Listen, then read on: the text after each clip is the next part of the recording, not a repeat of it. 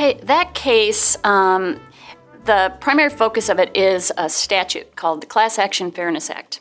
It was enacted, and when it was enacted, Congress said this only applies to class actions.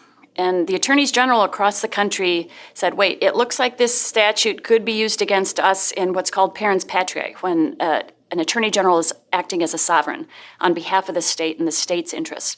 And they said, it looks like this could be something that defendants someday will come up against us and say, this applies to you. And Congress said, oh, no, it's so far not an AG issue or a state issue, but that we don't need to say anything about that. Well, the attorneys general were right in being worried about that, because in the AU Optronics case, the defendants said that this case didn't belong in state court. We have a state attorney general suing under state laws in state court, and they said, no, it belongs in federal court. And they said it was based upon this statute, which is called CAFA.